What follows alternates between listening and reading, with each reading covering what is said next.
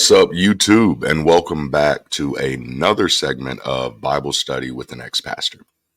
It's been like, a week or two since I've been able to do one of these, and I apologize in advance if the lighting is not what it used to be. I am out of my element. I'm at a hotel because I'm in California for the week. But so this is the best that I can do right now. I tried to rearrange the lamps and get everything a little closer to me, but it is what it is.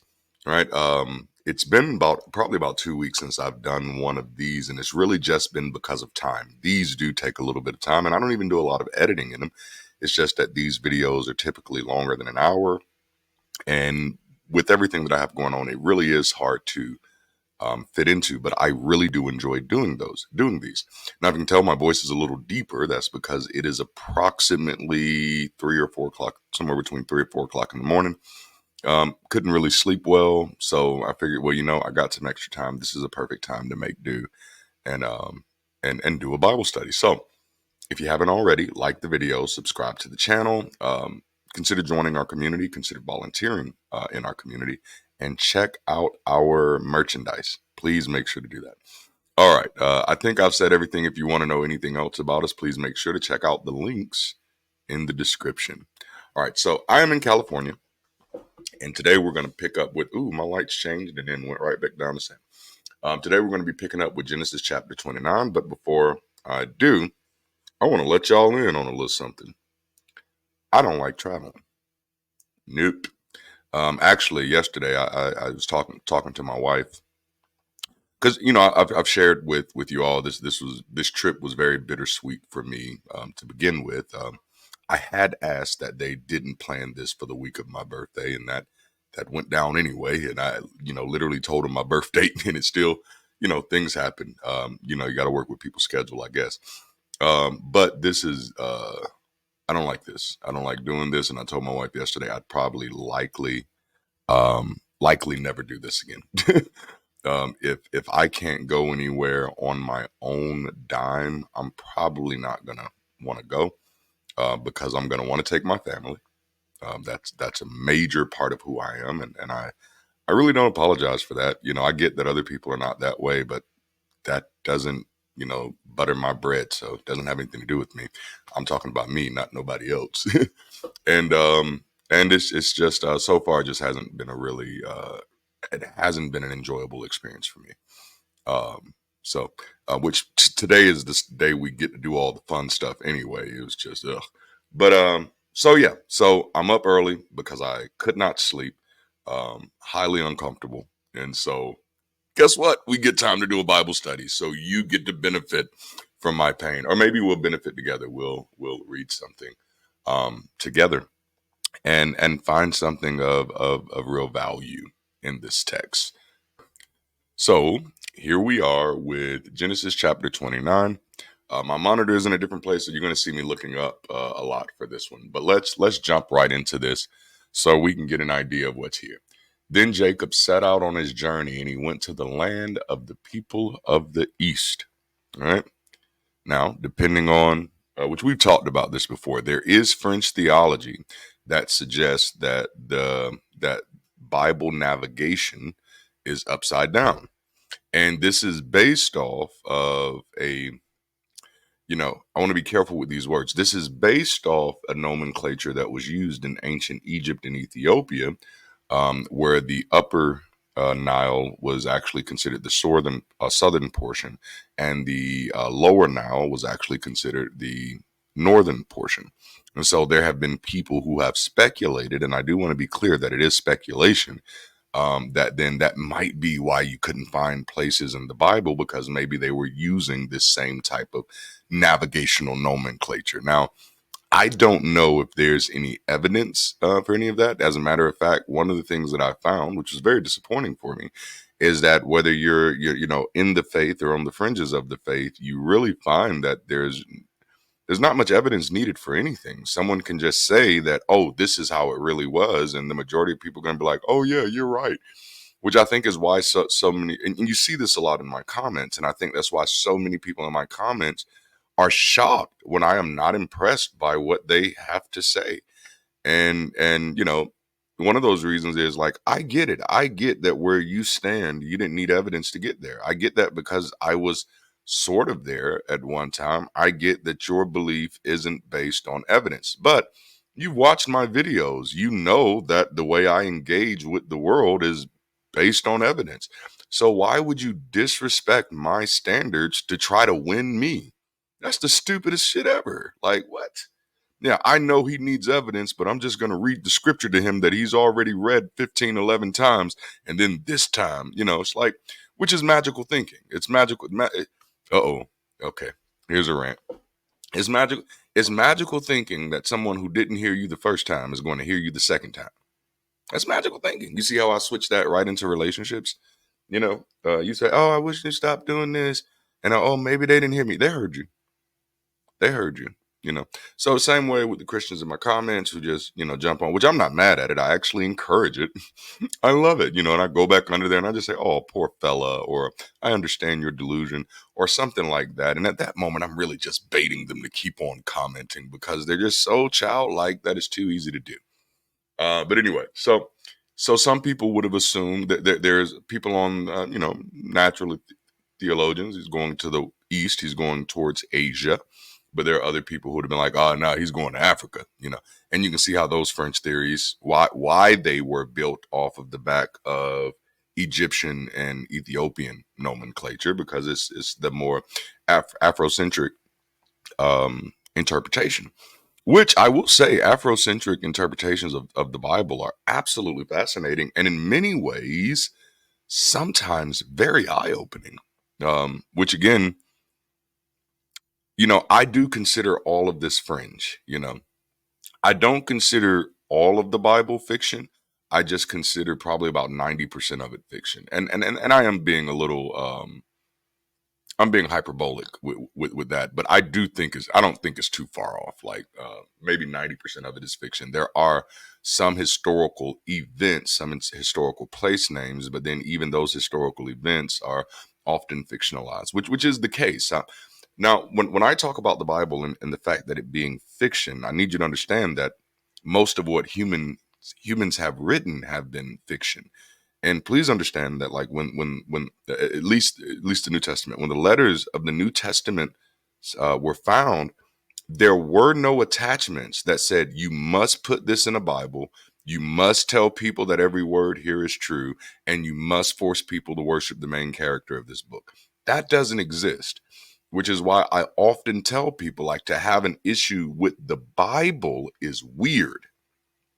To have an issue with the way the Bible has been used is valid. Okay? So like if people started believing in Star Wars, which by the way, the Jedi religion has been incorporated. I can't remember if it was in Europe or in the US, but it has been incorporated. Now they, still kind of stay on I think they stay on the same side. But if you thought Star Wars was true, and nothing in Star Wars tells you this is a representation of actual history.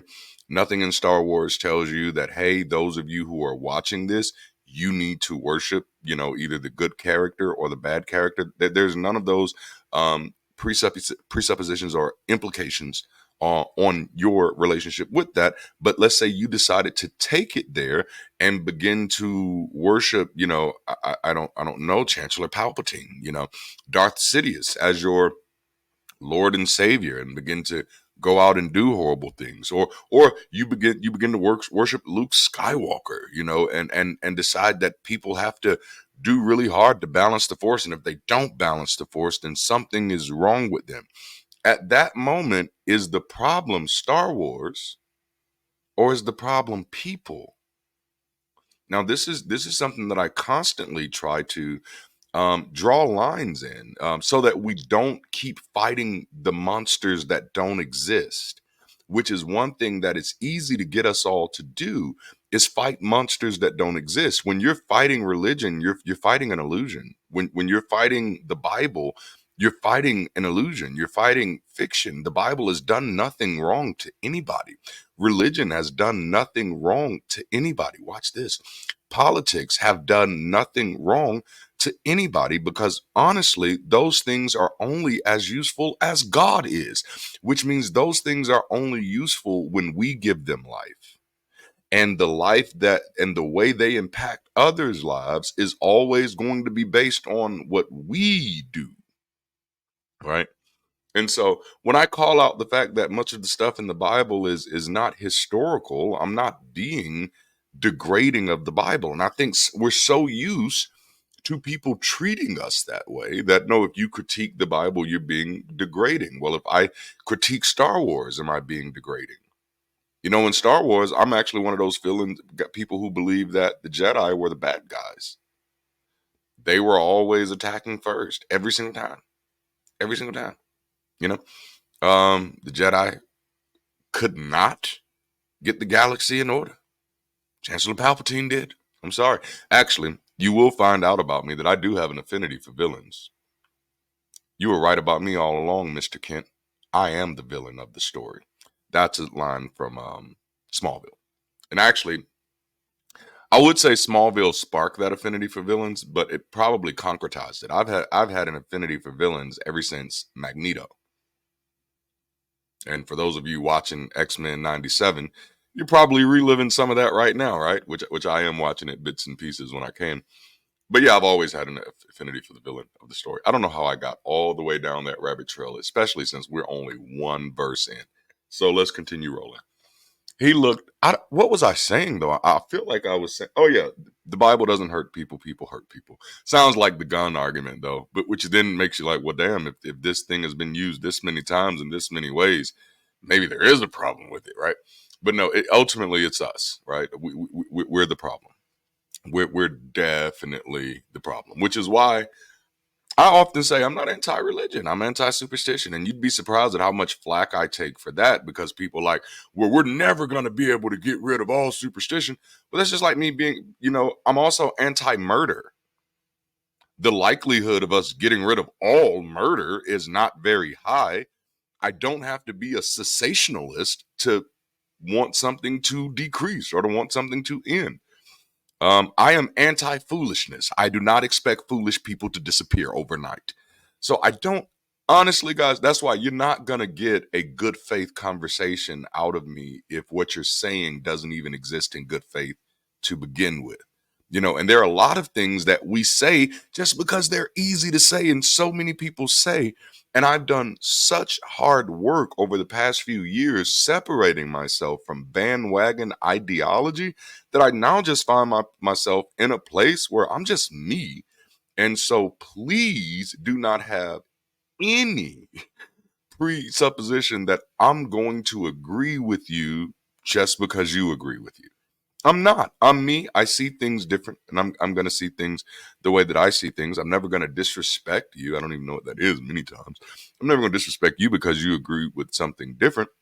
If what you agree with is inconducive for a relationship with my life, then sure, I'll separate, but I won't, I'm not that person. Now, again, I can be a fool, but I'm not that person. But yeah, uh, I'm anti-superstition, not anti-religion. I think if I think, and I don't know this for a fact. I'm not necessarily an advocate for it. I am an activist in this scene, more so of a scientist, really, because I want to experiment. I want to see if this works. Y'all see, that's what we're doing on Sundays now. We are experimenting with building secular community. But there was a point here somewhere. We'll get back to it later. Big point is people are people. Let people be people and get off bandwagons and all of that stuff.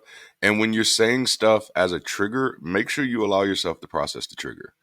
Because I think I said one time I think churches are safer when they operate like businesses. And people got mad. And I'm like, you don't realize that's your superstition that's launching that? That anger. Oh, you think church? I don't think churches should operate like businesses. Of course not, because you think churches should operate according to this loving shepherd-like imaginary character that they worship. That's based in superstition. That's actually what creates the lack of ethical concern and accountability, because it doesn't have to run like a business. But the churches that do run like businesses, they have boards, they have accountability, They have financial transparency with their members. They submit their legal paperwork to the courts, even though they don't have to. You see what I'm saying? So that also there's another superstition based in that idea. Oh, churches shouldn't act like businesses. That's actually a Christian mindset, because then you're now, by the way, you will be hard pressed to actually define the difference between a business and a church. What most people are talking about is for profit and not profit. And what most people don't understand when talking about for profit and not profit is every nonprofit organization out there still has to make revenue. Like I don't understand why people, like, so what I'm encouraging everybody to do before you just run off of that bandwagon ideology that you've had, allow yourself to actually think things through. I promise you it will help. And that's what I'm an advocate for. It please understand, and this is, I was hard on myself about this when I stepped out of the faith, and I'm hard on almost anybody who steps out of the faith, because I just saw so many people step from one superstition and jump into a long bed of other superstitions. It's like a gangbang of superstition. Hope that doesn't get me demonetized. And that happens because you don't realize that the one thing you were robbed of in your relationship with superstition was the necessity of processing information to come to a conclusion. That is a muscle that if you live the majority of your life on this side, that's a muscle that you haven't really exercised. And so to think that you're going to just step out of that and automatically think of the world in the right ways that's childish, just for a lack of better words. And so I do encourage people, not like, really challenge yourself on what you're saying, and what you're thinking through. Because then, I think one of the things that my videos have been able to help do is to show people that all pastors are not the villains that you think they are. And I want you to know, most of the people that you see talking about certain pastors do not know those people. And as people who are on the critical thinking side, we should be very hard pressed about taking information and opinions about people from people who don't know those people. That is not a fair way of getting information. It's not a valid way of getting accurate information. So I don't know why we do that. So if you notice, I don't participate in memes trashing preachers I don't know. Like, what? Why not deal with the preachers you know? Why skip over the ones that were your pastors and were your preachers to go attack ones on TV just because you have some thoughts about them that you not even allowed yourself to get the facts of those thoughts? You've just heard the stories and are going by the bandwagon stuff. Well, everybody knows this. No, the fuck everybody doesn't. All right. So, and again, my goal of a lot of my stuff is to humanize the situation. I'm not trying to make victims and villains. That's not my goal. And as a person who was a part of the church world for 20 years, I didn't see a lot of victims. You know, I again, I always tell y'all, it's a lot more nuanced than that. This is cooperative. This is collaborative. These people have a shared belief. Very few people were converted by a pastor. Do you understand that? Like, very few people became a Christian because a pastor told them to. Very few people started giving to the church because a pastor told them to.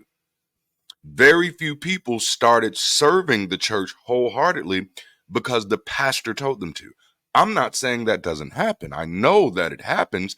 What I am telling you, though, is that it is more normal for peer pressure to be the result of the behavior in the church rather than leadership pressure. Leadership pressure, and typically in the urban, more seeker-friendly churches, leadership pressure only applies to staff.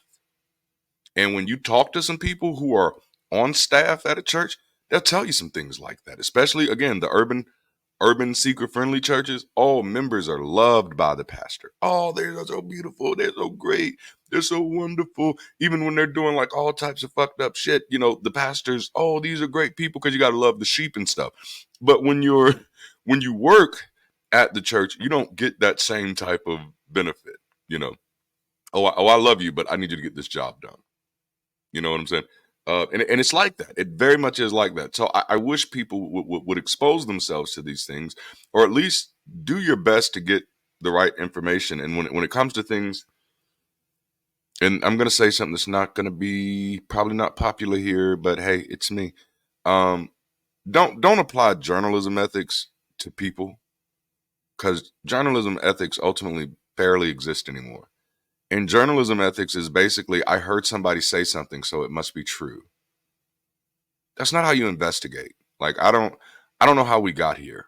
You know, I don't know how we got here. That's not how you investigate. Investigate. Just because you feel something is true doesn't mean it's true. The one thing that I do want to tell you about a lot of these megachurch pastors, and again, there are some very, very unscrupulous ones out there, and it's not who you think it is. A lot of these megachurch pastors, they believe their own hype. I mean, that's the dangerous of theology. That's the danger of theology. I mean, imagine if you really believed you were the one who was destined to balance the force.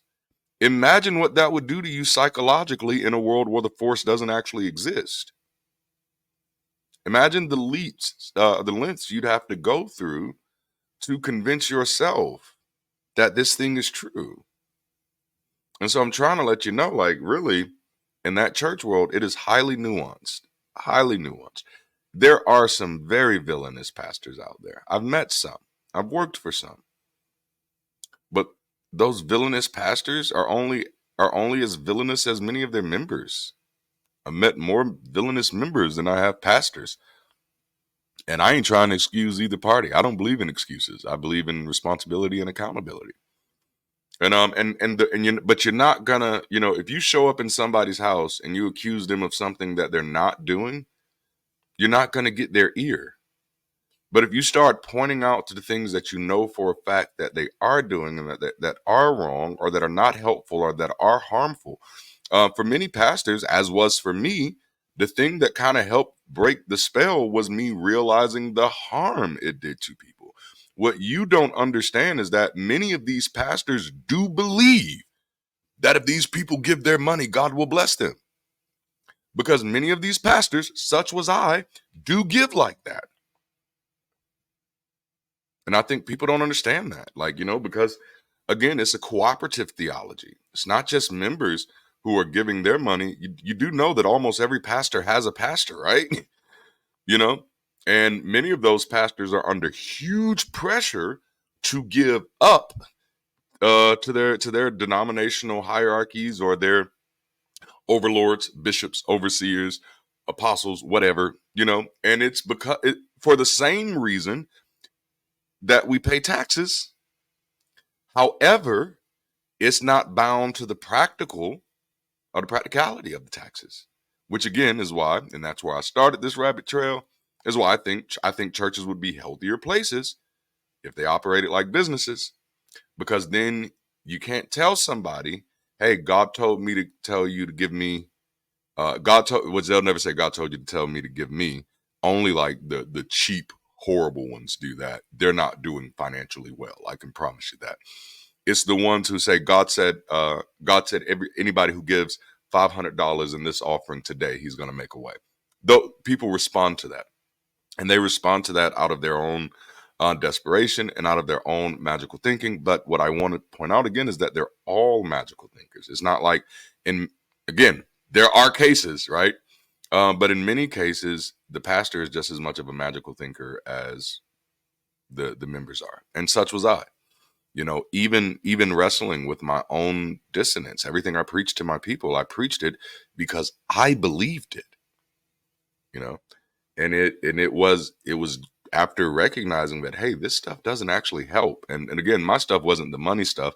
I talk about money now more than I ever did before, because I was very uncomfortable with it back then. And I never wanted to be accused of, oh, he just wants your money. But then I realized that was a weird thing to accuse people of anyway, because you don't say that about the ice cream truck guy who definitely wants your money. You don't say that about Netflix, who definitely wants your money. So it was always an odd thing to me anyway, or it's more odd to me now. But back then I was like, oh, I don't want nobody to question my motive, so we're just going to believe by faith that the bills would be paid, and they weren't. That's not how things worked. The church's bills were not paid the way that they should be, because I was just as much as a believer as the people were. And there are pastors who do cross that barrier they either cross that barrier or they find a way to put their dissonance into good play for them. And so then they live by one standard while still upholding another standard for their members out of a fear of negatively impacting their members' faith. And so like these are things you got to think about. Okay, we're only one verse in and we're 25 minutes. Okay. He looked and saw a well in the field, and behold, 3 flocks of sheep were lying there beside it, because they watered the flocks from that well. Now the stone on the mouth of the well was large. When all the flocks were gathered there, they would roll the stone from the mouth of the well and water the sheep. Then they would put the stone back in its place on the mouth of the well. Okay, I got to come back to this for a moment. When I say that I think churches are healthier when they operate like a business, when churches when I say like a business, businesses are not designed. There are for-profit and non-profit businesses. Business does not equal profit. Business does not equal revenue, which it should. In my opinion, all organizational impact or all organizational collaboration should lead to some type of revenue, as long as you're a part of a capitalistic society. Otherwise, I'm not actually sure what you're doing, why you're doing, and who it's going to help. But that's another conversation. But when I say businesses have to be organized for a recognized purpose and not deviate from that recognized purpose. And if they do deviate from that recognized purpose, they have to update their information, and they have to get buy-in from all of the stakeholders. Notice I said stakeholders, not shareholders. All right. Of course, if you're a corporation, you have to get buy-in from your shareholders. Every organization has stakeholders, whether you're for-profit or non-profit. Stakeholders are the people who are impacted by the decisions you're making. When churches don't operate like businesses, God is their only stakeholder. Even though God isn't the one fronting the bill, even though God isn't the one volunteering, even though God isn't the one, wiping baby poop up in the children's room. And so churches that don't operate like businesses will skip over the people who are making that church possible to make decisions. And most people feel that's okay because, well, at least they're not operating like a business. But what many people do not understand is that 100, 250 years ago, there was no difference between church and business as far as operation. These words are labels that we have created in attempt to separate the sacred from the secular. But these things are an illusion. Anything where people are organized together for a specific purpose is ultimately business, which is why you don't have to look too far back at a lot of churches. Again, 100 years ago, most churches had regular business meetings. Most churches had regular boards. And just 100 years ago. And these were I'm talking about even small country churches. I'm not talking about big mega churches. Small country churches, they had a little board, a little deacon board is what they called it. Every Sunday was more like a business meeting. There, you still had service, but at the beginning of those services and at the end of those services, you were going to read out the attendance. You were going to read out how many funds you were able to raise. You were going to read out whatever community projects were being taken care of. You were also going to read out whatever was going to be voted on. It's churches. I'm not saying they've ever been great, but I will say Pentecostalism did a lot of damage to churches. And I was a part of that damage. I absolutely was. I was a part of making churches less and less organized because I believe we should be moving by the Spirit. I was that guy. All right, so back into this. Jacob said to them, "My brothers, where are you from?" That's verse 4. And they said, "We are from Haran." So he said to them, "Do you know Laban, the son of Nahor?" And they said, "We know him." And he said to them, Is it well with him?" And they said, "It is well. And here is his daughter Rachel coming with the sheep." Then he said, "Look, it is still high day. It is not time for the livestock to be gathered. Water the sheep and go pasture them." And he said, look, it is still high day. It is not time for the livestock to be gathered. Water the sheep and go pasture them. She's coming with the sheep. But they said, we cannot until all the flocks are gathered. And they rolled the stone from the mouth of the well, then water the sheep. They rolled the stone from the mouth of the well, then we water the sheep. Number one, I hate this language, which I think I've mentioned before, but that's not really a critique. That's just a preference. We water the sheep. Reading that just doesn't click right in my head. I just imagine somebody there with a water hose, watering the sheep, trying to make the wool grow. But no, something that did stand out to me though is that, and I don't think this is the first time that we've seen this, is that Rachel is coming with the sheep. And when we think about when we think about ancient literature, especially in the Bible days, we don't think of women being involved in what we'd kind of consider manual labor or farming. I can't get that word out. We think of them, as in the house, and it's not necessarily because of scripture, because it's actually common theme through scripture to find women very active doing things that just 300 years ago they weren't really allowed to do. So in that way, you can say scripture might be a little more progressive than America was, but not in law, only in practice, right? So these women did these things, and that's probably because the men were too lazy to do them. No, I'm just playing. But no, I did think that was interesting that Rachel is the one coming with the sheep. And then and he said to them, is it well with him? So I'm guessing it's still Jacob talking. Then he said, look, it is still high day. It's not time for the livestock to be gathered. Like, how would he know what time they gather their livestock? Now, I'm not a livestock guy, so I don't know. Do all livestock got to be gathered at the same time of the day all over the world? Or maybe do all of livestock in the Middle East have to be gathered at the same type of day? Which is one of those things when you're reading through scripture, I hope I'm doing a good job of kind of pointing this stuff out, is that you can't assume that you know a lot about this text if you've not acclimated yourself with Hebraic culture. And so think about this, even the disingenuousness of Christian churches preaching these stories, sharing these stories, is highly damaging if these people have not acclimated themselves with Hebraic culture or history. As a matter of fact, that's shallow. That's incredibly shallow. If you're just preaching a story just because somebody told it was true and then you did nothing else to go, I'm not even saying just to verify the story, which you damn sure should have done that, but you've done nothing to appreciate the story. How does that make sense? And so you find out, like, much of America's relationship with Christianity is just commercialized. We don't go to Israel because we really want to do archaeology.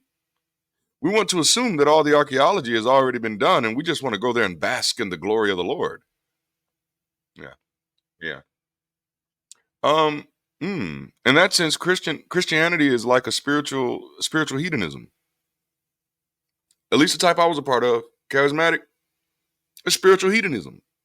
God is just going to make you feel good all the time. And those churches get very weird. And a lot of weird things happen that I may do a video on to share some stuff about. We'll see. But they said we could not. Okay, yeah.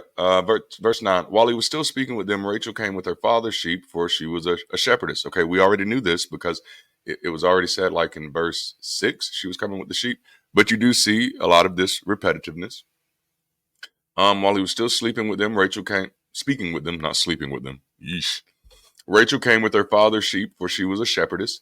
When Jacob saw she was a shepherdess. Hey, I wonder, was she the only shepherdess in the Bible? I'm trying to run through my Rolodex. So she was a shepherdess. And so that kind of goes back to what I was saying earlier. Like even 100 years ago, if a woman was a farmer, even though it happened, I'm not saying it didn't happen. There were plenty of women farmers. I know a lot of black women who were women farmers. They didn't necessarily consider themselves farmers, but they had to do it because they had to live, But even 100 years ago, for a woman to be maintaining a farm by herself in America, she, likely be scorned by some of the other people, or people would just assume that all her husband left or is dead or something and the kids are no good type of thing. And maybe that is what's going on with Rachel. Maybe her family just sucks, because we do know this family, right? But no, I just wanted to kind of point that out there, that you got a woman being a shepherdess. Look at there. When Jacob saw Rachel, which again, the reason I highlight that is because, again, the Bible is not a book that I have a problem with. This is why I actually enjoy doing these Bible studies. It's what we've done with it that's the problem with it. And what you'll realize is some of the things that we've even done with it that we've made, oh, this is how the Bible teaches. I'm like, no, the Bible doesn't teach anything. Characters in the Bible may have lessons that they want to teach, but the Bible doesn't teach anything, in the same way that Star Wars doesn't teach anything. It's literature. Different characters may have life lessons, but it is up to you what you decide to learn from this book. And if you read a book that says, hey, I can beat women and children and it's okay, and you decide to go do that, it's not the book that's the problem, bruh. Just saying. So many of the things that we have, pulled out from the Bible, we even had to stretch a little bit. And I'm not in any way saying that the Bible is pro women, because it's not. But I'm saying our degree, especially in the States, in the history of the States, and just in the history of Western civilization, our degree of mistreatment for women goes beyond what's in the Bible. Goes beyond, and it's just not rational to read something like this and to form your beliefs about the real world on it. You can read something like this and inform your beliefs about what yesterday looked like for another civilization, for sure. But to read a book like this and try to form your morality off of it, I think is going to be a slippery slope every time, every time. And if for those of you, because I do have quite a few friends on the fringes, and I appreciate all of you, and I just encourage you all, just in all of you get understanding. All right, let's roll. That was another rabbit trail. It's early in the morning. It's early. Yeah. When Jacob saw Rachel, the daughter of his mother's brother Laban, his uncle, and the sheep of his mother's brother Laban, his uncle, Jacob went up and rolled the stone from the mouth of the well and watered the flock of his mother's brother's Laban, his uncle. Then Jacob kissed Rachel and raised his voice and wept. Wait a minute. That escalated quickly. So he just meeting her for the first time and he just run up to her and kiss her. This should have been a Me Too moment right here. This is unacceptable. He should have asked, which we don't know. He could have asked, but what's weird, he kisses her and he raises his voice and he weeps. Now I'm reading this in 2024, right? So if Jacob would have went to my school, any of the schools I went to, I went to 4 different high schools, and I've been to at least a dozen different public schools, period, before high school. Yeah. But if Jacob would have been at any one of my schools and then after kissing the girl would have started crying, he likely would have got picked at. But I do have a poetic soul, whatever soul means. And so I do understand what this is trying to convey, or I think I do, from a poetic perspective, that Jacob kisses Rachel and he's so overwhelmed by the beauty of 2 lips. And I don't know if it's lips. I don't know if there's tongues involved. I don't know if the French kiss has been invented yet, but I'm pretty sure as long as we could put our mouth in places, we were trying to stick our tongues in there too. I'm almost positive. But then Jacob, he raises his voice out of affection, I think it's supposed to be like a powerful moment of, oh, this is the one, kind of like they used to do in the movies back in the day. People kiss and then the back leg come up. You know what I'm saying? Like, I think that's what it's supposed to be. From a poet, if I was reading it as a poet, that's what I think. Now, reading it as a black man in 2024 America, I'm like, oh, bro, you simping out here. Now, let me stop. But yeah, that is odd. I don't think I've ever kissed anybody and cried. And if I did, the police should probably be involved. Like, yeah. All right, so then Jacob told Rachel that he was a relative of her father and that he was Rebekah's son, and she ran and told her father. So when Laban heard the news about Jacob, his sister's son, he ran to meet him and embraced him and kissed him and brought him to his house. There's a lot of kissing going on. Then he told Laban all these things, and Laban said to him, "You certainly are my bone and flesh," and he stayed with him a month. Then Laban said to Jacob, "Because you are my relative, should you therefore serve me for nothing? Tell me, what shall your wages be?" That's nice. That's nice. I talk about Laban a lot because, and you'll see why. But I don't think I've ever given any focus on verse 15. And considering some of the things that I'm dealing with in my own life right now that I don't talk a lot about, this is this was actually touching to me. Let me highlight that. Behold, because you are my relative, should you therefore serve me for nothing?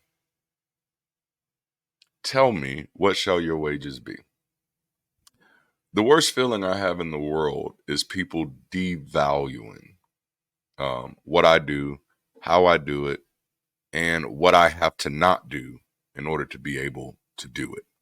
You know, but I've definitely had that relationship with people throughout the years, even to this day, where it is because we have a relationship, you should do things that are highly valuable for me for free.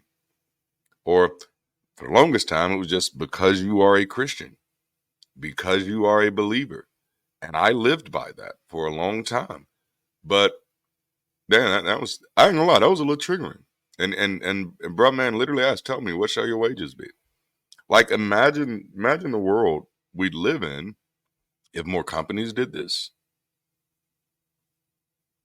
if more organizations did this, or if more people did this. You know, I get that the world is hard, right? But until we change our kind of approach to economics, and please understand that it's not an easy thing, and it's not easy because we don't know the answer. People think economics are about money, and it's not. Economics are about people behavior, and people behavior is highly complex. Wherever you get it, people are people. But just imagine, if people realize that, hey, anytime, I'm taking your time, it is costing you something, because this is time you could be using on your stuff. And it's that was something that it's to this day is still hard for me to kind of communicate with people about. It's often hard for me to just flat out say no to people. It really is. It's difficult. I'm getting better at it for sure, but it still is difficult for me because I actually want people to be more like Laban in this sense, to be able to use their own cognitive thinking skills to say, "Oh, well, I'm asking this person to do this stuff for me. Should is Especially for those of you who live on the capitalist side of things, United States. Well, I know everything cost here. Like when I was getting my first degree, I was going towards education, switched to sociology, but in education, there's this adage: there's no such thing as a free lunch, because there really isn't. Free is an illusion. You know, in our modern construct, free is an illusion. In our primitive construct, everything was free. We chose to evolve from that for whatever reason. I'm not against that choice, but the further you move, the more complexity things will be. So I think sometimes we're looking for a simple solution, and I don't know if that exists. I've damn sure tried. I've tried to run the numbers to try to figure out, like, hey, what can we do where everybody's taken care of? And there's no way, as far as I can see now, and y'all help me, there's no way that I can see an economic reality right now. I'm not saying it's impossible. I'm saying I don't see it yet, where everybody can be taken care of without everybody participating. And that's not as cut and dry as we like to think it is. But anyway, this actually kind of blessed me a little bit. That which Laban gonna change up, but it was still nice. And so I want you guys to think about that.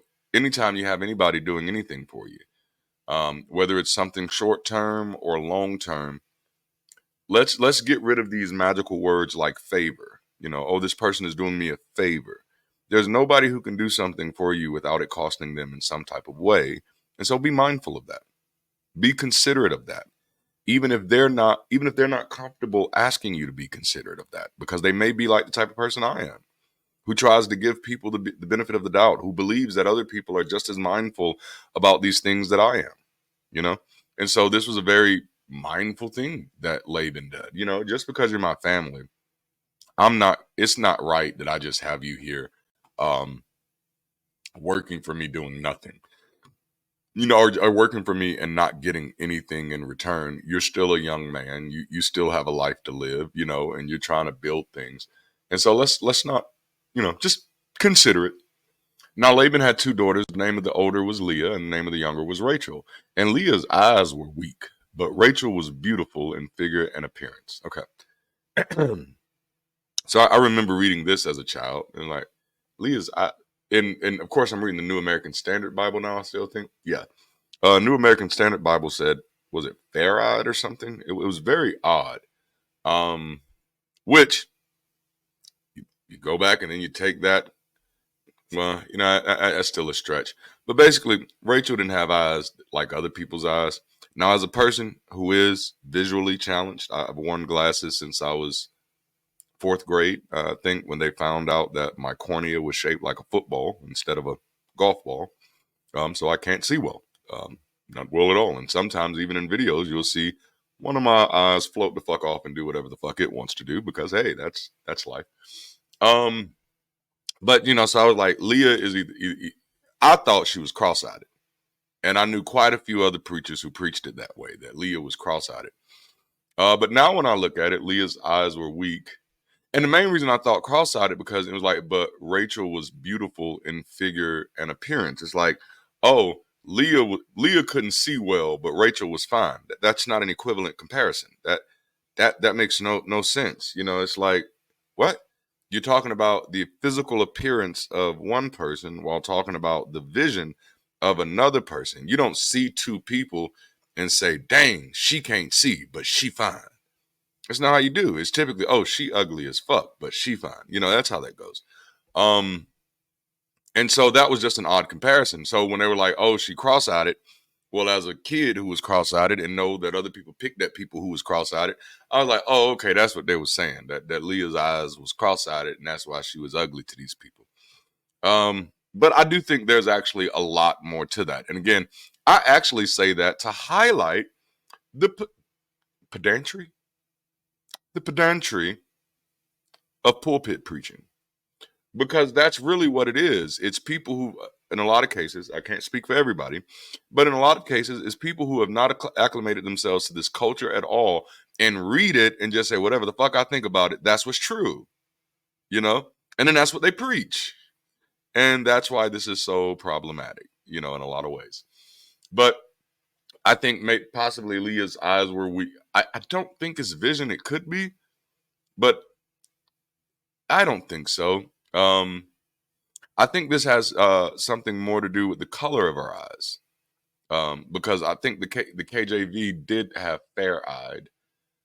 I haven't used the tools in a long time. Let me scroll down because now it's going to be stuck in my head. I got to click this, open link in new tab. Dismiss. I know y'all can't see the screen that I'm on now, but it's okay. Tender, soft, delicate, weak. That's how it's translated. Tender by implication, faint-hearted, soft-tendered, weak, absolute construct, feminine singular, tender of flesh, tender, delicate, especially in body of children. That's odd. Like a baby's bottom. Soft of words, absolute, mild, gentle words. Spoken of little children, tender, which was considered a defect. Okay, dull eyes, weak, dull eyes. So what? Because according to this, it's the same word that's used, or the same relative word that's used to describe Samuel when his eyes are growing dim. But to make that a character trait of beauty, you know, maybe I'm just not as shallow, because honestly, I couldn't, you know, I don't know, like, yeah, I don't know. But it does seem that the correlation is with her vision, not the color of her eyes. However, please understand, even as a person with 20 plus years in ministry experience and 20 plus years of reading the Bible, reading the Bible doesn't make you an expert on Hebraic culture. Even just like watching Star Wars doesn't make you an expert on the Sith. You actually got to go beyond the main content, right? So I don't know. Now that one, because that has always been a curiosity for me. So any of you, if you have some insight, again, I always have to preface this because most times the responses I get are not the responses that I'm actually asking for. But when I say insight, I mean from Hebraic culture. That's going to be hard to find. You understand? Because not everybody considers Jewish culture to be Hebraic culture. And when you do understand that much of the stories in the latter Old Testament and in the New Testament are Judaic propaganda, it's really even hard to take Jewish perspectives on what this may mean. So when I say from Hebraic culture, for the people who are acclimated with Hebraic culture, I am not talking about people who religiously consider themselves Jewish. I'm not talking about people who religiously consider themselves Hebrew Israelites. I am not talking about people who consider themselves religiously affiliated with the book at all. I am talking about people who have academically studied Canaanite culture, which Hebraic culture is a subculture of. Otherwise, you're only going to be giving me hand-me-down information from hand-me-down people that does not come from a reliable source, which is ultimately my problem with the Bible as a whole. As a source of truth, is that in order for something to be a source of truth, it has to come from a reliable source. You know, we've debunked other books for less without necessarily having to deprive them of their status in human history. Again, Manetha, Manethos. I can't say his name right now, but he was a Greek author who wrote a lot of things that he alleged were historical. You know, which he goes a step further than the Bible because he's literally writing and he's alleging that it's historical. Many of the books in the Bible are not written from first person, at least the Old Testament. It's not like I write unto you that these things happen. It's once upon a time. Which, if that's not a sure damn clue that this is fiction, I don't know what else is. Because when we are writing stories that are true, we don't typically write them, disconnected from the stories themselves, right? And again, that stuff I don't blame on the Bible. These are people problems. But yeah, so if you have academic insight, because almost anything else, I'm really going to take with a grain of salt. I'm just going to be like, oh, okay. You read something somewhere. That's great. I can read something somewhere. I don't know if you've noticed, but I'm kind of good at finding information. So if you just found something online, that's likely not going to be very helpful for me. If you say, well, actually, I and you don't have, when I say academically, I don't mean you have to have a degree, but it's like, no, I was interested in the culture, not the religion.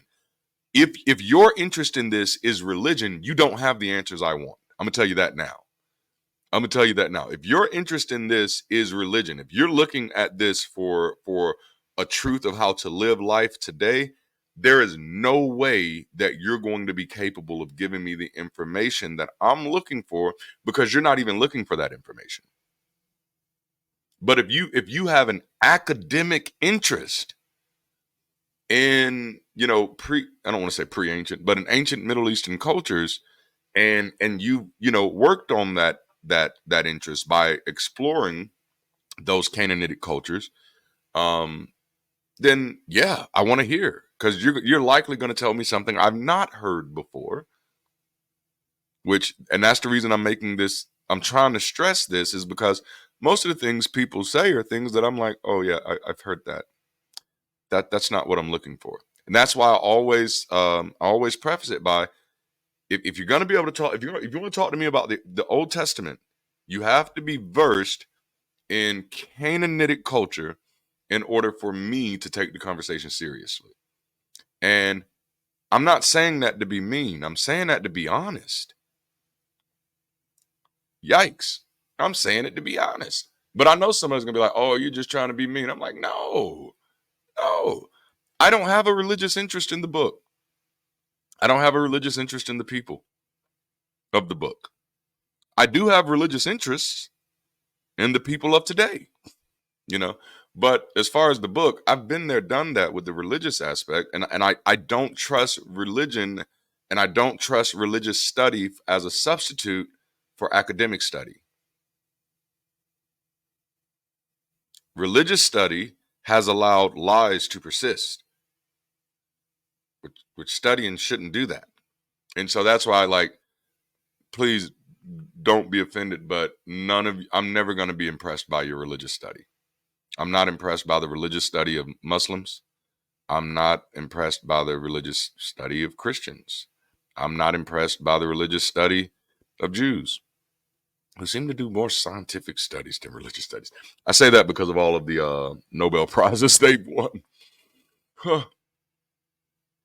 And not in a bad way. I realize there's a nuance that anytime you say anything Jewish, you definitely got to be careful with how you say it. And I mean that on all sides. You got to be careful not to be saying something that is anti-Semitic. And then you also have to be careful not to be saying something that's necessarily pro-Zionist. Nuance, right? Nuance. And I can have some conversations on that. But as you all know, I do my best not to lend my voice where my voice is not necessary. Or even where my voice may not be the most helpful voice. A few years ago, there were some people in my community who tried to put together some things for Black people politically. I was very disappointed with the effort. And the reason I was disappointed in the effort is because the people who did it, not at one point went to work with the people who've given their lives to these type of fights. It was just like these popular people had this popular idea one day and then acted like they were the first person in history to have that idea, and didn't go to the other people who have, been working in the court systems to try to make this happen, to get informed about this idea and about maybe what's holding it up or what's not holding it up or anything like that. And, I was just like, okay, what do you expect to happen out of this? Because it's not going to happen. And honestly, that's the danger of people being separated from the scientific method, because we actually think the scientific method is just about running experiments, but it's actually really helpful for critically engaging the world around you and asking yourself, okay, did I do enough work to be able to do justice for the work that I want to do? And so there, in our society, and this can get real controversial because I'm trying to choose my words here. In our society, we've chosen token activism over actual organizing. And that's, for my community, I've seen a lot of that. I've seen a lot of token activism that you didn't even have a plan here. You have no plan of action for the communities. You have no information for the communities to do anything. It's literally, let's just look like we're doing something so that people see us. And it's like, yeah, protesting is great. It's absolutely necessary. But there should be a fucking plan after that. Yeah, I'm not a fan of token activism.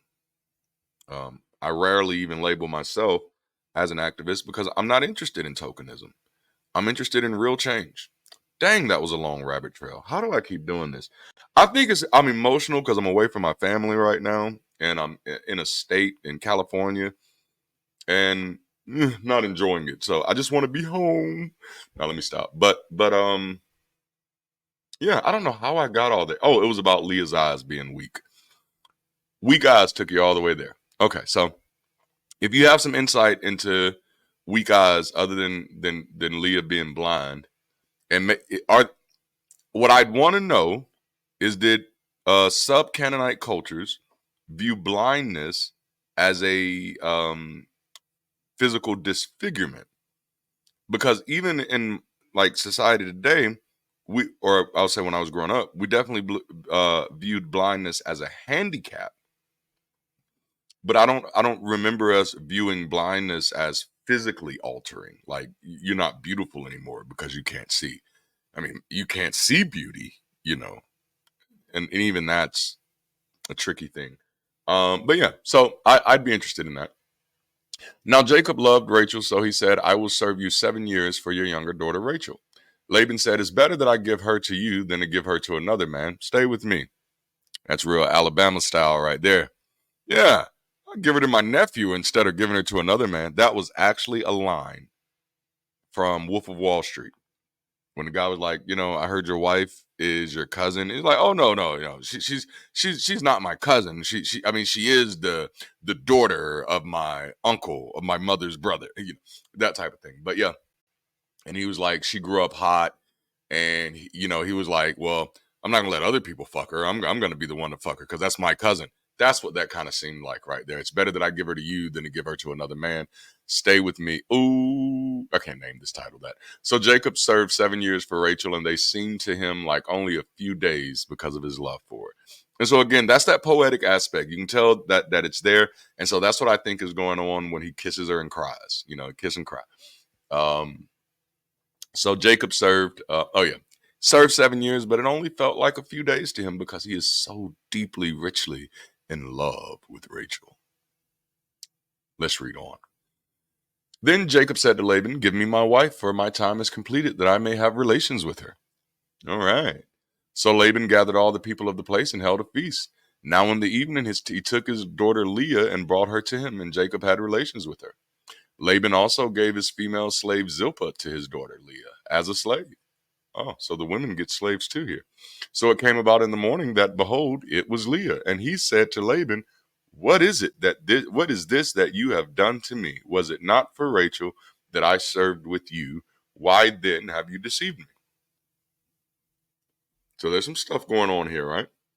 It seems like everybody in Abraham's family has bad eyes. I don't understand. Because I'm trying to figure out, was he just so into it that he did not realize that he was having relations with the wrong sister until the morning? Or was it just that good that he was like, hey, you're not the right one, but let's finish and we'll talk about this tomorrow?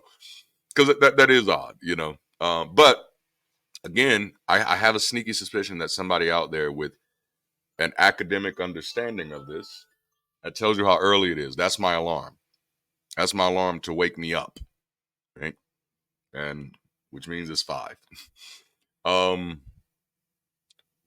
Yeah. So yeah.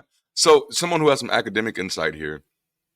I know there are some older traditions, and I'd be curious to know if these older sub-Canaanite, this is something like where they had to, because even in modern day, some people still wear the veil when they're getting married, but it's lifted, before the kiss.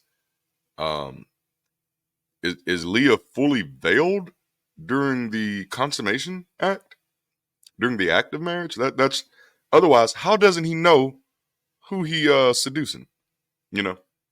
But anyway, that was a question even as a child. That was one of mine. But Laban said, "It is not the practice in our place to marry off the younger before the firstborn. Complete the week of this one, and we will give you the other also for the service, which you shall serve with me for another 7 years." So now I don't know if this is just impractical oversight or what, or Laban is just, I don't know, because you served me 7 years for my daughter. But that's not absolutely accurate, is it? Because Laban said, which I praised him for, Laban said, no, I'm not going to have you here and serving me for free. What shall your wages be? All right. Okay. Well, I kind of get it now. The wages are Rachel. That's what he agreed, which means Jacob valued women more than most people do today. And I'm in this case, I'm solely talking about it from a capitalistic perspective, which isn't much value at all. In this case, because you can't separate this value from property, right? If I am working for somebody else to get you, your property, and you have no choice in the matter. You see how that works? So I did want to bounce it out because somebody would say, oh no, you can't say that. Jacob doesn't value women. Listen, technically, he does. He values her literally. As for Rachel, he ends up valuing her for 14 years. He believes she is worth 14 years of his labor to be able to possess her as his wife. So it is value for sure, but not the type of value most people would want. But the people who socialize their children off of these ideals, these type of things were in our sitcoms that we watched growing up. Not just them telling biblical stories, but this idea of women being, I don't want to say turned on, but women desiring men who would do things like this. Oh, you'd go do that for me? Because in many ways, and I think I've talked about this before, in many ways, there are quite a few mothers who groom their daughters to be property. Right? This happened. This really happened. Why did it happen? Because we accepted this as truth, and lived our lives according to it. But no, there are quite a few mothers who groom their daughters, or who used to. I hope it's not happening as much as it used to when I was a kid, but when I was a kid, well, hell, no, it still happens. You can just go through Facebook. There are a lot of women, especially in my community, their whole desire is to be a made woman, is to be what do you call it? Have a soft life, and that's ultimately to be treated like a pet or to be treated like prized property. But that's what their mothers told them, that this is what you do. A lot of them were raised on a lot of manipulative ideas that the way to a man's heart is through his stomach. That sounds cute, doesn't it? Sounds cute. That's called manipulation. Manipulation. That's what it is. And it also devalues that other person. So it's not just that one person, one gender or whatever is devaluing the other. As human beings, we've not done a good job of valuing each other, or at least valuing each other as humans and not property. Jacob does a good job of valuing Rachel as property here. I can't say that this does a good job of valuing her as an individual and as a human, because if he did, he wouldn't have wasted 14 years of his life and ultimately 14 years of her life. If he valued her as a person, he would have asked her before kissing her, do you want to kiss? If he valued her as a person, he wouldn't have cared about Laban. He would have simply asked her, hey, you want to be my wife? You say, well, the rules were different then. The rules are different all the time. And there will always be people who are smart enough to break them. I think we need to move away from making things acceptable just because that was the rules of the time. As a black man, I think you should understand why. Which is why many of my heroes were people who were killed by this country. They absolutely were. Now, I'm not necessarily bitter over it. All's fair in love and war, baby. But yeah, I don't know. See, I'm that's gonna take me a rabbit trail, but I'm gonna leave it alone. So Jacob does this. Leah gets a slave. Jacob is mad, and Laban is like, "Oh no, bro, I forgot to tell you. It's not a practice in our place to marry off the younger before the firstborn. The firstborn got to be married first, bro. You know that." Leah is completely disregarded here, and it makes you wonder, and to be honest, doing this stuff, I'm going to do this, but I am being facetious here. Well, no, it makes you wonder if this was forced on Leah or not. And the reason I say I'm being facetious here is because I don't have any evidence to believe that these characters actually existed. To me, these characters are more like, I mean, when we just compare to other cultures have old characters who are godlike and stuff that didn't exist. But it's just a way to tell the story before the story type of thing. And I think much of the Old Testament, especially the first 5 books, are that going on, a way to tell the story without actually knowing the story. And so all of this, no different than any other people group, according to me, is going to be speculative, and none of these people are going to be real. So by saying that, I want to make sure I highlight that because Leah and Rachel may not have been real, then it's kind of disingenuous to use this and say, oh no, this was definitely rape, or something like that or this was definitely something that shouldn't have happened, or this was, and we do that with Hagar as well. And I'm like, yeah, I agree. However, I don't think these people are real. So we should not necessarily take that as a defense against the book, right?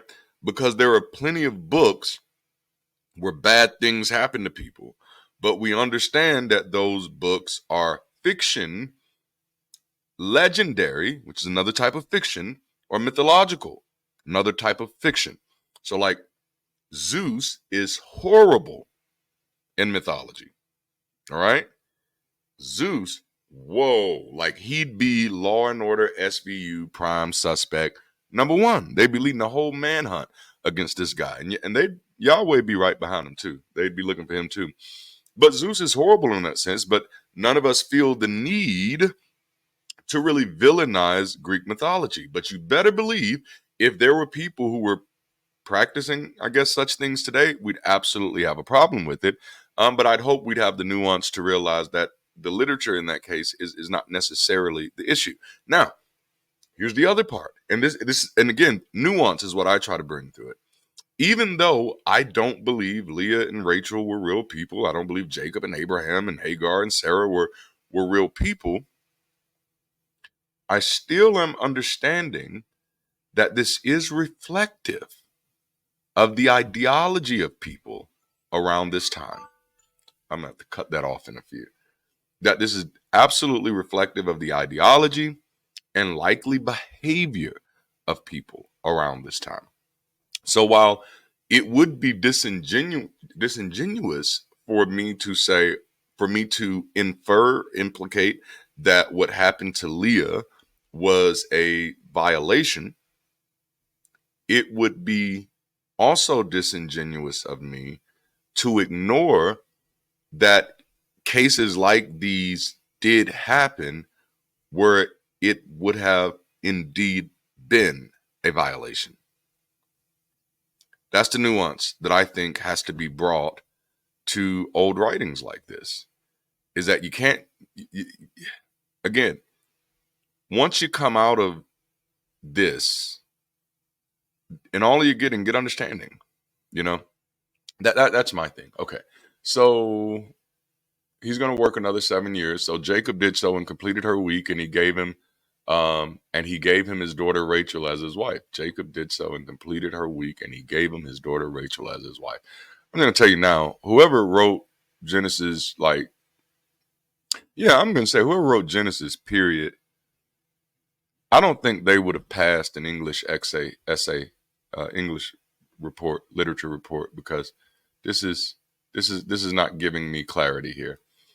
I know what it is, but I don't like the way that's written. And maybe that's because I'm an author, and I'm not a great author. Well, I am, but I'm not, but I am. That's my self-talk. Jacob did so and completed her week, and he gave him his daughter Rachel as his wife. So obviously that's Laban. Laban also gave his female slave Bilhah to his daughter Rachel as her slave. Okay. How many female slaves does Laban have, and why? because he gave a female slave to Leah. That was Zilpah, I think. And then he just gives another female slave to Bilhah. How many female slaves does this man have? So Jacob had relations with Rachel also, and indeed he loved Rachel more than Leah. And he served with Laban for another 7 years. Now, I don't know if it'll be a rabbit trail, but this is the second time we've seen somebody in Abraham's lineage with this type of wording. Indeed, he loved Rachel more, and he loved Isaac, or he loved Esau more. I don't even know what those words mean. You know, like literally, what does it mean to love somebody more? I know we can say the words, but like, let's say if I say I'm giving somebody more than somebody else, that's something that can actually be measured. You know, but when we say I love somebody more than somebody else, I actually want to know what that means and to what disregard you apply to other people in those cases. This is less about the Bible than it is about real life, because there are people who struggle with that. You know, I love this person more than I love this person, and sometimes these people are the children. Well, I love this child more than I'm like, how? What? How does that? I don't. I don't know. And I'm not being facetious here. I absolutely am being authentic in the idea that when I think of love, I don't think of something that is immensely measurable. So I don't know how to diagnose it as more or less, because love hasn't been explicitly defined as a way that can be measured. So, okay, yeah, you may see me do more for somebody else, but that may not automatically equate with me loving somebody else. I may just feel more sorry for them than I do for you. You know? So anyway, that's just a weird one, but just seeing that there again, like I wonder, how do we ever even get to that point where we use a word love with words like more or less? I don't know, maybe that's just me. Now the Lord saw that Leah was unloved. Oh, and he opened her womb, but Rachel was unable to have children. You see how God plays little games here? Like, and this is how you know this isn't. And again, of course, I don't believe that this God exists at all. This alarm is going to keep going off until I cut it off. It's being persistent. I don't know why. And actually, I can't concentrate on it to cut it off now, so I'm just going to have to keep clicking the button. But the Lord saw that Leah was unloved, and instead of him doing something to make her loved, he decides to manipulate Jacob by letting her get pregnant and then punishing Rachel by making sure she can't get pregnant. This isn't a good guy. This isn't a good guy.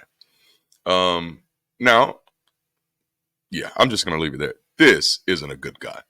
Leah conceived and gave birth to a son and named him Reuben. I remember Reuben, for she said, because the Lord has seen my affliction, surely now my husband will love me. Then she conceived again and gave birth to a son and said, because the Lord has heard that I am unloved, he has therefore given me this son also. So she named him Simeon. I just want to say nothing about this sounds gleeful. Nothing about this sounds happy. This sounds absolutely damaging. And then imagine being a woman who believes that this is a true reflection of what our relationship and appreciation should be like with God and the world around us. There are women who would probably use this to stay in really unproductive marriages, you know, because they were able to give birth, you know, and say, oh, God saw that I was unhappy in this marriage, and so he gave me a child to make me happy in this marriage. And that's not what children are for. That's a great way to devalue your fucking child. Yep. Great way. Great way. See, none of this is healthy. None of this is healthy. And ultimately, that's the problem. If we were already clear that this was fiction, or that this was, we didn't have to be clear that it was fiction. If we were already clear that this book was not the work of some divine architect. We could clearly see, hopefully, that no, this is bad. I don't know any woman who'd want to be in this marriage. But yet we have a lot of sisters who find themselves in marriages like this when they are believers, where they feel unloved and then feel like, the children are going to fix it. And I'm like, that's too much of a burden on everybody involved. That's unhealthy. And she conceived again and gave birth to a son and said, now this time my husband will become attached to me because I have borne him 3 sons. Therefore, he was named Levi. Like, and mind you, this is the origin story of the 12 tribes of Israel. This moment of great sadness and depression and psychological trauma and abuse and misuse and neglect is the origin story for the 12 tribes of Israel. Think about that. All these children are born through this woman's depression. All these children are the product of a husband who does not want you and is only sleeping with you because you're the only person in the house that can get pregnant. And you're using every time and saying, ooh, maybe this time the marriage will get better. I mean, literally, she says, maybe this time my husband will become attached to me, And she conceived again and gave birth to a son and said, this time I will praise the Lord. Therefore, she named him Judah. Then she stopped having children. Oh, my God. Now, if I was still a preacher, I'd preach that, especially the way that I had just walked it down. That just crept up on me because I would preach that as Leah's graduation day. If I was still a believer, that's how I would preach it. That wouldn't necessarily be the title, but that would be the dang focus. I'd walk through it and I'd highlight all of the things I just highlighted in the same way, because good preaching kind of does that. It sets you up, makes you think you're going one way, that he's going to zig when he's going to zag, float like a butterfly, sting like a bee. I am. Well, I'm not Muhammad Ali, but you get it. And so she goes through all of this turmoil. She goes through these things of hoping that with each child that her husband would love her, that with each child that the man that her father gave her to would love her and would attach himself to her and would have natural affection for her, would consider her. And she has the first child and it doesn't happen. And she has the second child and it doesn't happen. She has the third child and she says, now surely this time my husband will become attached to me because I've given him 3 sons. But then she has another one and she says, this time I'll just praise the Lord. God dang. Yep. If I was in a black church right there, whole church would have went stupid. This time I will praise the Lord, which means, Jacob, I appreciate who you've been, but I don't need you. This time I'll just praise the Lord. I'm not having another baby to get your affection. I'm not having another child to gain your approval. I am no longer seeking your attachment. From this time on, Sister Girl said, it'll just be me and the Lord. And the way you know that is because it stops right after that. And she says, and then she stopped having children. Yep. Like literally that with all of the theatrics that I just walked that through, that's exactly how I would have delivered that as a Christian pastor.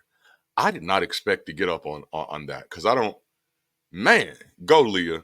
You go Leah. That's like the Handmaiden's Tale right there. Leah got the fuck out. She got out. She stopped having children. She said, I'm not doing this anymore. I'm not staying in a relationship with a man who's only using me for slaves, because ultimately that's what children kind of work. He's only using me for people that he can control, for people that he can use to expand his empire. He's not giving me any affection and any love, he's not he has no consideration for me. He gets in my bed just to get a baby and then goes spends all of his time with my sister, which is odd to say the least. But I'm proud of Leah in this sense that she said, nope, I'm done. I'm done. I mean, I hate that she stayed a believer because I'm like, that's probably not going to help. But if I was still a believer and I was preaching this, that is a. I feel a little better about Leah now because I was feeling really bad, and I still feel bad, even though I don't believe she's a real character. But I love her character arc here. Like if I was watching this, and I don't think I've heard anybody preach that child like that. Which that can't be the last child. No, it's not the last child. Then she stopped having. Okay, wait a minute. We got to go to verse 30 because that's only 4 children.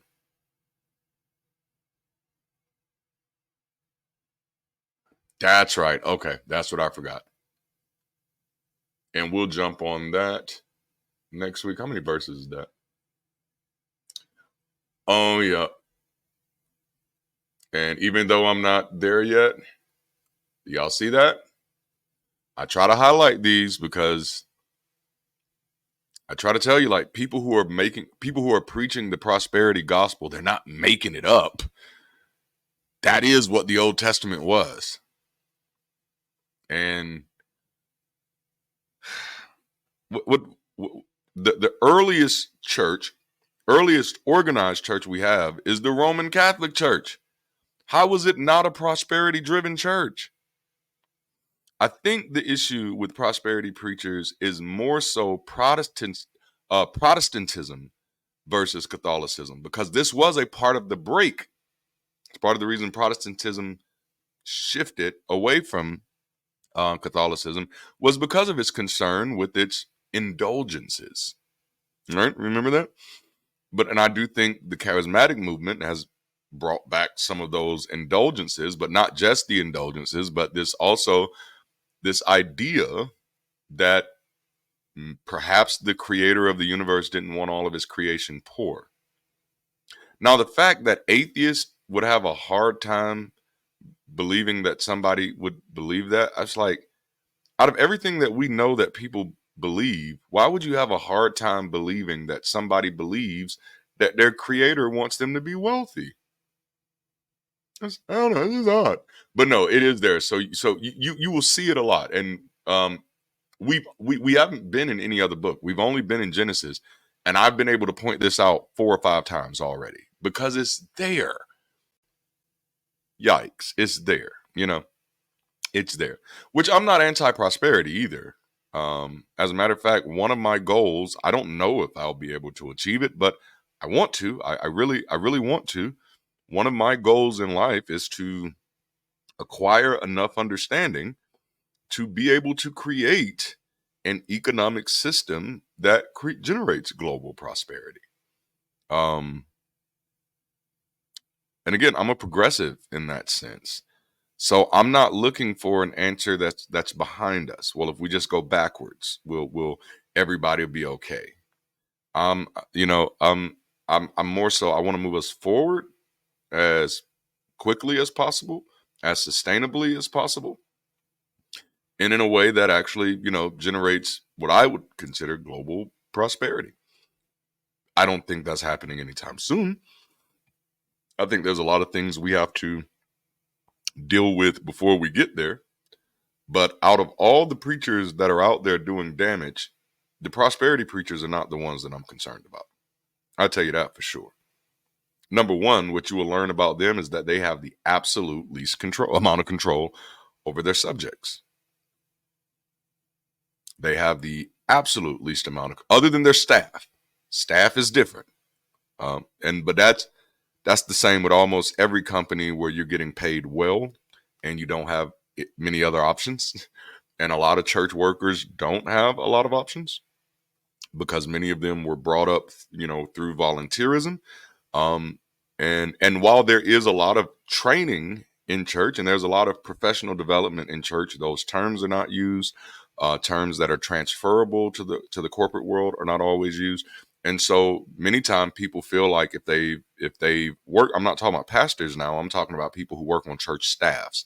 And there are quite a few roles, whether it's minister of music, children's pastor, youth pastor, churches have chief of staffs, chief financial officer, chief ministry officers. You have all types of things. And if these people, if they don't recognize, or even if they don't put in the type of work in their positions that's transferable, or if they don't even recognize that their work is transferable, then they become the real victims of the situation, because then they can be more easily or more heavily manipulated and more heavily controlled with the threat of losing their job. You know, you can try to control a member, but a member is only going to do what they believe because you're not paying any of their bills. And they know that it's the membership that's paying yours. So members are a lot harder to control. So I know a lot of people have this idea of pastors out there just manipulating their members. And a lot of this stuff is because of some, there have been some things that have been said over the years that were highly mediaized. I know that's not a word, but I'm gonna use it anyway. Well, it is a word because I said it. Fuck that. Yeah, media-sized. Just which is really not the word I'm looking for. It's not even romanticized. Y'all have helped me with the word.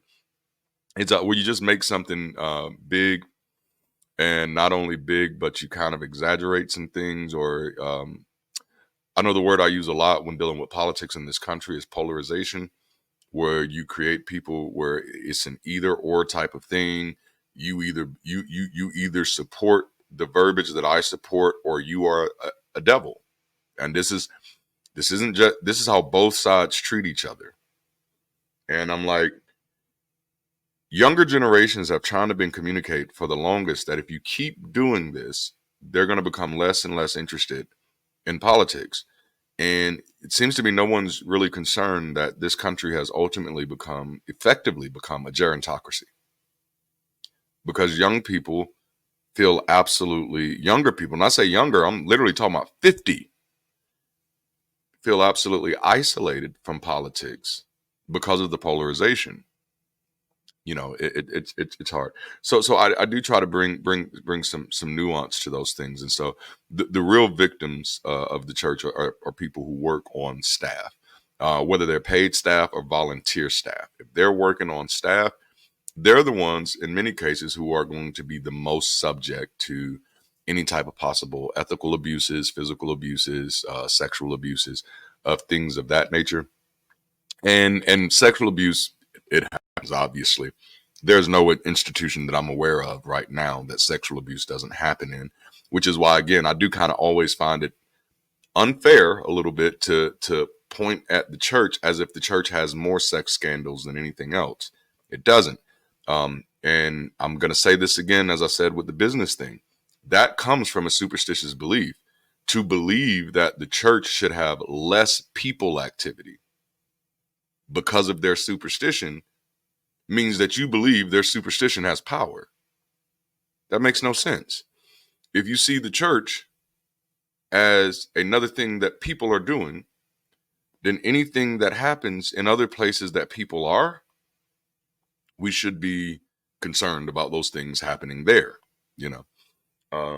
And I think a lot of our expectations of the church are from those of us who are not believers. I think a lot of our expectations of the church are based in magical thinking. Well, no, he's supposed to be a pastor. What the fuck does that mean? You know what I'm saying? The only way that particular phrase holds weight is if you believe that the superstition is valid. But if you know that the superstition is not valid, then you know there's not a God at play here. You know there's no Holy Spirit here. You know this is just a child who believes that. And so for you to think that children in adults' bodies are going to create healthy communities, for you to think that, there's no line of reasoning to get you there. Okay?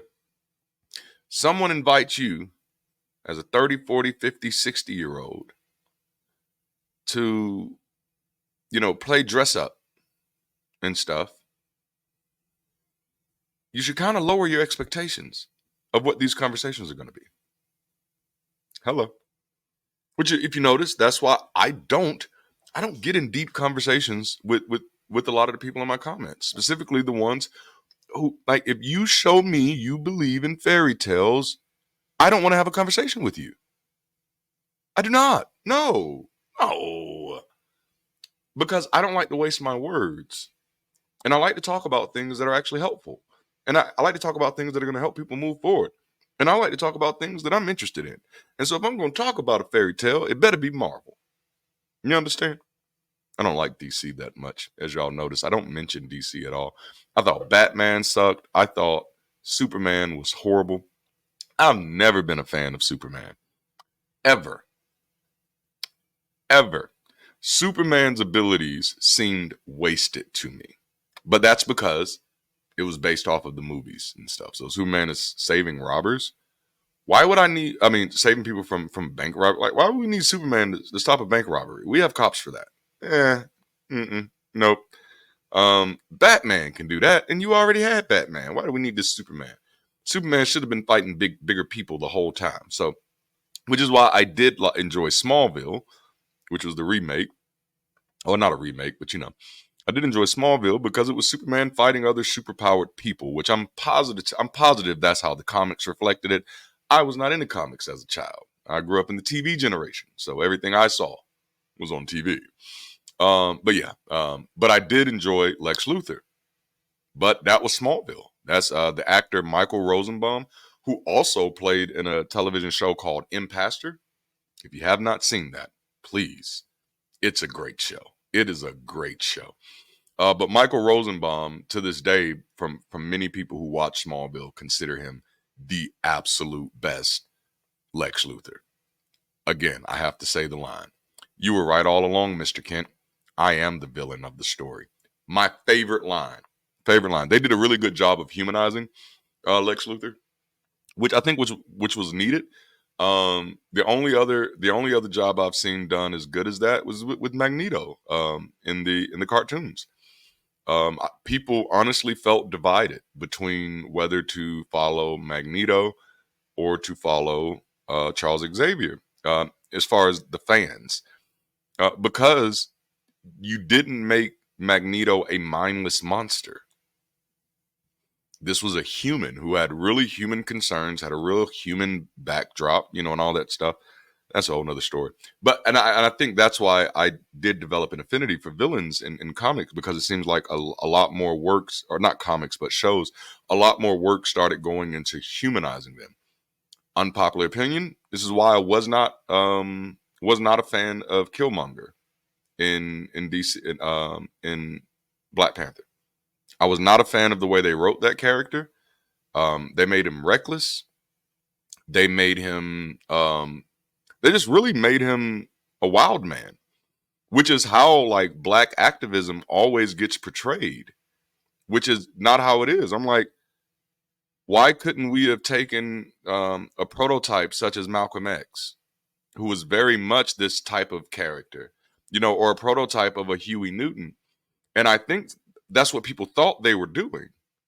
But if you've never read Dr. Huey P. Newton's work, if you've never read Malcolm X's works, if you've never actually listened to his speeches, if you've never actually listened to his conversations at Oxford University, then you really don't know the man.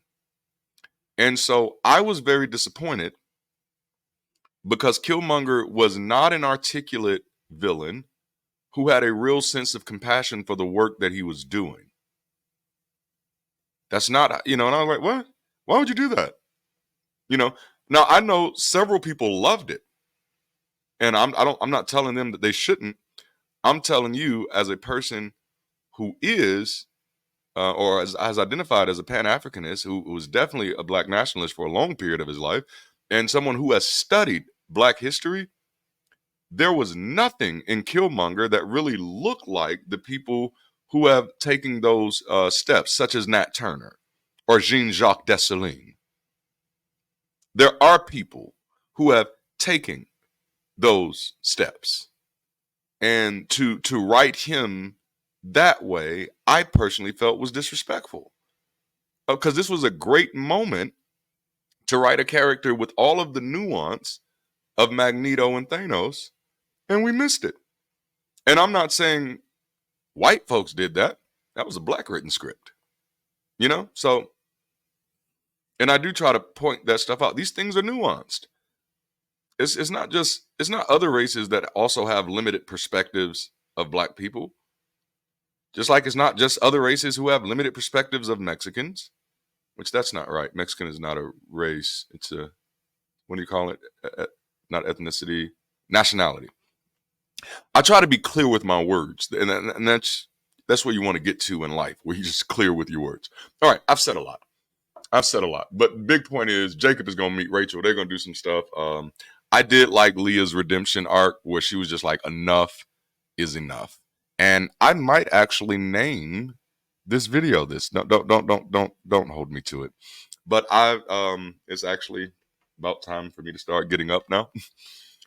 So then I think the breakfast. I'm looking for the thing that says what time they have breakfast.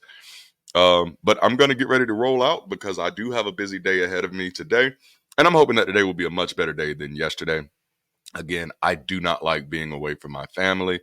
I get it that's several people's norms. It's not my norm. I don't want it to be my norm. This is not something that I want to do. And I've literally not been away from my family long term in ever. So this is not something I do.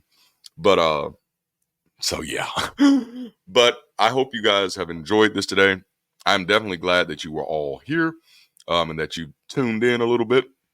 And I'll make sure to get this uploaded, and we will premiere and have a good time together. But until next time, keep rising, stay progressive, and stay beautiful. Make sure you like the video, subscribe to the channel, and all that good stuff. I'll holla.